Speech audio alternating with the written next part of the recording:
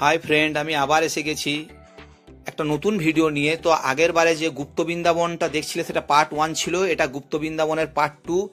তো এখানেই যেখানে আমি বললাম যে চৈতন্য দেবের একটা বিশাল মূর্তি রয়েছে, তো সেই জায়গাটাই এখনো চলছে আমার। তো এখানে নীলাচলে মহাপ্রভু এই যে এখানেই তো চৈতন্যদেব দেহ রেখেছিলেন, তো তার একটা বর্ণনা আগের স্কাল্পচারটাতে তুলে ধরেছে। আর বিভিন্ন আরও ঘটনা যেগুলো পুরীতে এসে কি করে আসছেন চৈতন্য দেব, সেইগুলোও তুলে ধরেছে এই দেখো সব জায়গাতে।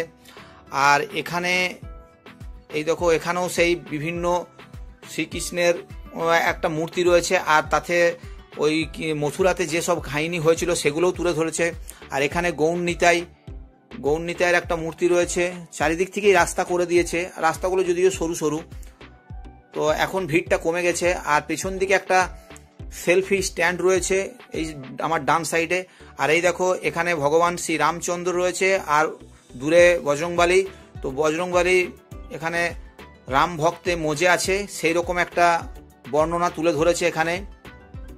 খুব সুন্দর লাগলো আমার এই জায়গাটা। আর আমরাও একবার চৈতন্যদেব মহাপ্রভুকে এটা চৈতন্যদেব নয়, এখানে গৌরনীতাই। তো গৌরনীতাইকে আমরা পাশে রেখে একবার একটা ভিডিও করে নিলাম, সঙ্গে অরিন দেবশ্রীকেও আমি ডেকে নিলাম। দেবশ্রী সাইডে মোবাইলে সেলফি তুলতে ব্যস্ত ছিল, ওকে ডেকে নিলাম। তো এখানে আবার একটা মন্দিরে চলে এসেছি। এখানেও সেই যে গ্লাস মন্দিরটা বলেছিলাম ওটারই আরেকটা রয়েছে। এখানেও দেখো, এখানেও সেই ঝুলন সাজানোর মতন রাধা মাধবকে সাজিয়েছে, আর গোপীরা আশেপাশে ঘুরে বেড়াচ্ছে, তো সেই রকম একটা বর্ণনা তুলে ধরেছে। আর পুরোটাই গ্লাসের। আগেও এরকম একটা যে মন্দির দেখেছিলাম, তো ওইটার মতনই। তো ওটাতে চারিদিকে আয়নাগুলো দেওয়া ছিল, এটাতে আয়নার বদলে রেলিং দেওয়া রয়েছে। আর ওপরে দেখো চৈতন্যদেবের আর রাধা মাধবের বিভিন্ন মূর্তি টাঙানো রয়েছে। আমরা বেরিয়ে গেলাম, এখানে একটা পুকুর টাইপের রয়েছে, তো এতে শালুক ফুলের ভর্তি, মানে শালুক ফুলের পাতাগুলো রয়েছে, এখন ফুল তো ফোটেনি। আর দূরে একটা হাতির মূর্তি রয়েছে। আর আমার এই বাঁ সাইডে গহরাজের মন্দির আছে, চলো তোমাদেরকে এবার ওটা দেখাই। বলতে বলতেই চলে এসেছি আমরা গহরাজের মন্দিরে। এই দেখো গহরাজের মূর্তি এখানে রয়েছে, তো পজ করে তোমরা দেখতে পারবে যে এখানে গহরাজের মূর্তিটাকে। আর এখানে প্রদীপ জ্বালানো হচ্ছে, তো আমি দেবশ্রীকে বললাম যে আমি যেখানেই গহরাজের মন্দির পাই সেখানে প্রদীপ জ্বালিয়ে নিই। সব জায়গায় বাইরে বাইরে যত জায়গায় গেছি, তো এই প্রথমবার পুরীতেও এরকম মন্দির পেলাম, তো যাক আমার মনটা খুব ভালো লাগছে। আর গহরাজের আমি প্রদীপ নিয়েও নিচ্ছি, তো এখানে এই প্রদীপ নিচ্ছি। 20 টাকা করে নিয়েছিল, আমি তো পরে ভয়েস দিয়েছি ভুলে গেছি, মোস্ট প্রবলি 20 টাকাই নিয়েছিল। তো এই প্রদীপটা আমি জ্বালাবো এখন। তো দেবশ্রীকে বললাম তুমি ভিডিওটা করো, কারণ যেহেতু আমি প্রদীপ জ্বালাবো এখন। তো গহরাজের কাছে এই দেখো প্রদীপটা জ্বালিয়ে নিলাম। তো আজ শনিবার নয়, কিন্তু তাও আমি যেহেতু মন্দির পেয়ে গেছি গহরাজের, তাই আমি মানে প্রদীপটা জ্বালাচ্ছি আর গহরাজকে প্রণাম করে নিচ্ছি। আর আজকে আমি নিরামিষই খাবো, যেহেতু গহরাজের প্রদীপ জ্বালিয়েছি। তো গহরাজকে প্রণাম করে আমরা অন্যদিকে আবার চলে যাচ্ছি। তো এখানে এই দেখো পরশুরামের একটা মূর্তি রয়েছে। এখানে পরশুরাম যিনি ক্ষত্রিয় থেকে ব্রাহ্মণ হয়েছিলেন, তো পরশুরামের মূর্তিটা তোমাদেরকে দেখালাম। আবার এখানে সেই শ্রীকৃষ্ণের, এটা পুরাণের রয়েছে, এই যে গোমাতাকে বিভিন্ন রূপে বর্ণনা করা হয়েছে, তোমাদেরকে দেখাচ্ছি। তো এগুলো পুরাণেরই কাহিনী, সেইগুলো এখানে তুলে ধরা হয়েছে। ব্রহ্মা বিষ্ণু মহেশ্বর, মানে গরু আমাদের কাছে কতটা পবিত্র সেটা এখানে দেখানো হয়েছে। আর আমরাও এখানে একটু ভিডিও তুলে নিচ্ছি সবাই মিলে, গ্রুপ ভিডিও, কারণ কিছুক্ষণ পরপরই একটু করে তুলে নেওয়া হচ্ছে, এই কারণেই যে এটা আমরা অ্যাজ এ মেমোরি হিসাবে অ্যালোকেট করে রেখে দিচ্ছি। এখানে রাধা মাধবের এই যে মূর্তি রয়েছে, খুব সুন্দর লাগলো এই মূর্তিটা, মানে তোমরা না দেখলে বুঝতে পারবে না, তেমনি কালার দিয়ে যা সুন্দর ফুটিয়েছে মূর্তিটাকে। আর আগের ভিডিওতেই বলেছিলাম মা লক্ষ্মীকে দেখিয়েছিলাম, এবার মা সরস্বতী এই ভিডিওতে।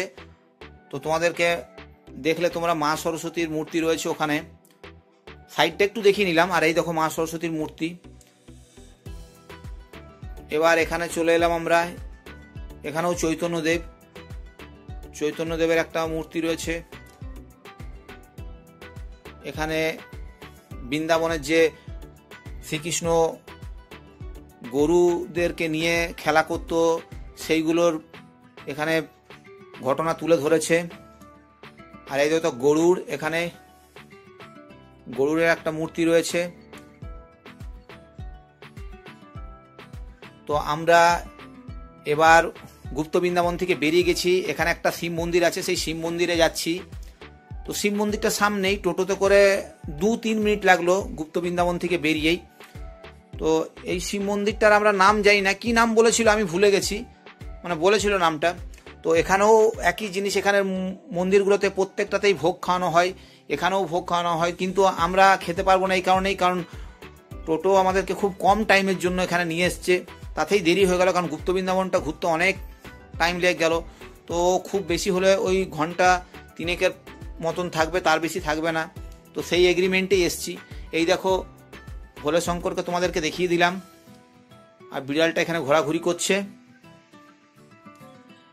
ভোগ বলছিলাম, এই দেখো ভোগের রান্না শুরু হয়ে যাচ্ছে। তো সময় পেলে পরে, যখন পরে কোনোদিন আসবো, তো পরে আসলে আমরা অবশ্যই এখানে ভোগ খাবো, এটা তো আমার খুব ইচ্ছা। এইবারে তো অটোতে এসেছিলাম, নিজের গাড়ি করে যেদিন আসবো সেই দিন তো এইগুলো সব পূর্ণ করে নেব। তো আমরা ওখান থেকে বেরিয়ে গেলাম নন্দী মহারাজকে ছেড়ে। এবার আমরা যাচ্ছি ওঙ্কারনাথ। তো ওঙ্কারনাথ দর্শনটা এই ভিডিওতে করব না, কারণ তাহলে অনেক বড় হয়ে যাবে। ওখানে 108 শিব মন্দির রয়েছে, সবই তোমাদেরকে দেখাবো। তো আমরা ওঙ্কারনাথ চলে এসেছি। নন্দী মহারাজ আমাদেরকে এখানে প্রথমে ওয়েলকাম করছে। আর এই দেখো মন্দিরের মেন প্রবেশদ্বার, ওঙ্কেশ্বর টেম্পল, যেটা ওঙ্কারনাথ বলি আমরা। তো এখানে শিবের মন্দির এটা। এই দেখো লেখা রয়েছে, পজ করে তোমরা দেখতে পাবে। দেবশ্রী ওই ফাঁকে একটা কোল্ড ড্রিঙ্কস খেতে গেল, মানে কি কোল্ড ড্রিঙ্কস যাই না, মশলা কোল্ড ড্রিঙ্কস না কি। আমি বললাম তুমি খাও, আমি খাবো না। আমি চললাম ভোলে শঙ্করের দিকে। এখানে এই দেখো আদি যোগীর বিশাল বড় মূর্তি। তো বন্ধুরা, এই ছিল আজকে আমার ভিডিওটা কেমন লাগলো অবশ্যই কমেন্ট করে জানিও। আর চ্যানেলে নতুন হলে আবার বলছি, প্লিজ সাবস্ক্রাইব করো। ভিডিওটা দেখার জন্য তোমাদেরকে অসংখ্য ধন্যবাদ।